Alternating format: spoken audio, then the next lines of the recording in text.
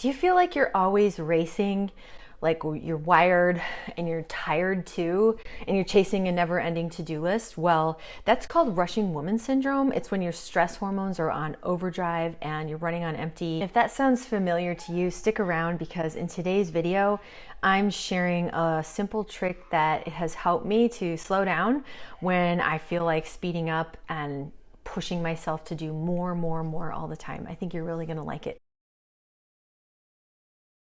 What I'm about to share with you isn't some complicated time management system or expensive wellness retreat. It's a lesson I learned over 20 years ago during my study abroad in Spain, a cultural practice so ingrained in daily life there that it transformed my life too.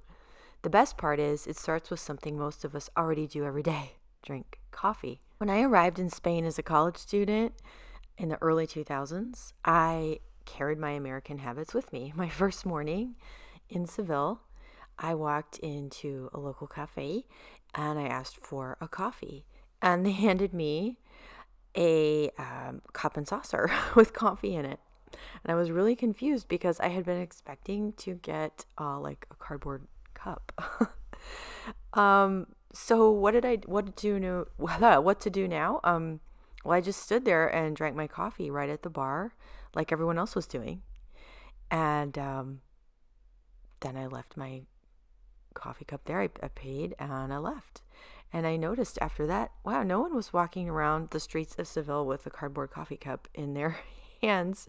In fact, no one was walking around eating or drinking anything. If they were eating or drinking, they were sitting down at a cafe. I never saw people wandering around with food like in America. At first, I found this kind of oddly inefficient. All those wasted minutes spent, sitting down, relaxing instead of going to the next activity. But gradually something shifted and I started to really love how those coffee breaks could punctuate my day and help me to genuinely pause.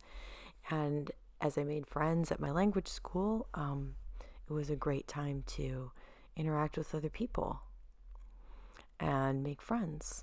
Okay, so then fast forward 20 years, or even just as soon as I got back to the States, of course I was in a culture clash that we just don't have those kind of coffee shops per se. We've got a drive-through lane at the local one. You've got your travel mug for your car. For years, I went along with that. I graduated from college. I started my career. I eventually did something which is classic slow living in a way. I quit my job to stay home with my children, but I still found myself squarely in the grip of rushing woman syndrome, perpetually hurried, chronically stressed, disconnected from the present moment. But I don't know when. I can't pinpoint exactly. My memories of Spain and my nostalgia for Spain helped me. And I decided to consciously recreate a bit of Spain into my daily routine. It's not elaborate, and that's the point. In the morning, I take out my trusty Bialetti Moca pot, just a strong brew, no phone, and I sit and I drink some coffee. The centerpiece of this ritual is my Bialetti Moca pot. I love this thing. It's an icon. Even if you look it up on Amazon, it's like the iconic Bialetti Moca pot. You can get them in all sizes. You can get one that makes 1 cup of coffee. You can get one that makes 3. I have one that makes 3, and I also have one that makes, I think mine is a 12 cup, so it's quite large. Because I do actually have a couple different coffee breaks throughout the day, and I like to make the coffee all at once. I love making the coffee in the mocha pot, filling the bottom chamber with water, adding the ground coffee, screwing it together, placing it on the stove, and waiting those couple minutes until you hear that gurgle sound as the water pressure pushes through the grounds, and then you get that rich aroma filling the kitchen. But this isn't just about the coffee, it's about making it. It's about creating this little boundary around this little portion of my day where I am not allowed to rush. Productivity is not the point. I try to set my phone out of arm's reach.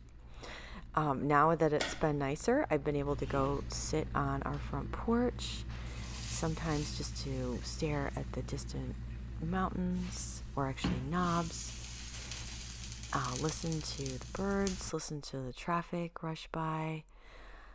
Keep that phone at arm's length and just be. And this daily pause, I mean, maybe 4 minutes. It's hard for me. It's hard for me to sit still. I will admit. 4 minutes to 10 minutes long. It makes everything run more smoothly.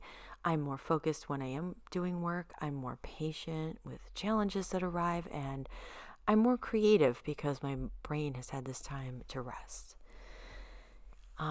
I really believe these pauses actually create more time, make us more effective, centered, and purposeful.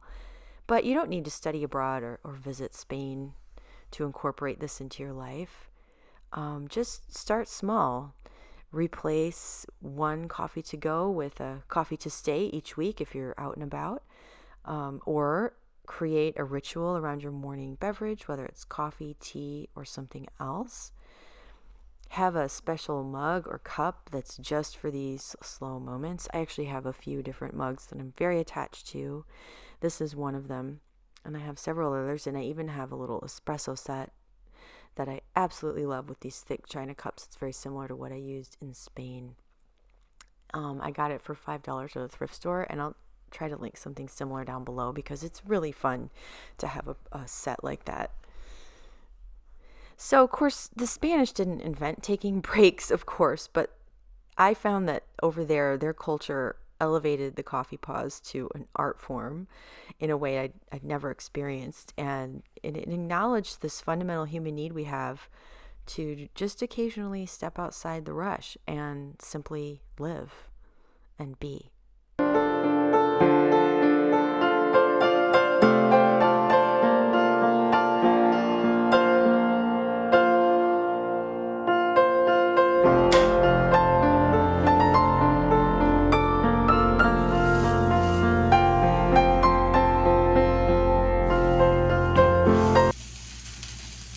I'm writing a book about these secrets that I learned in Spain, from their approach to meals and relationships to their understanding of time and leisure. They're some of my fondest memories.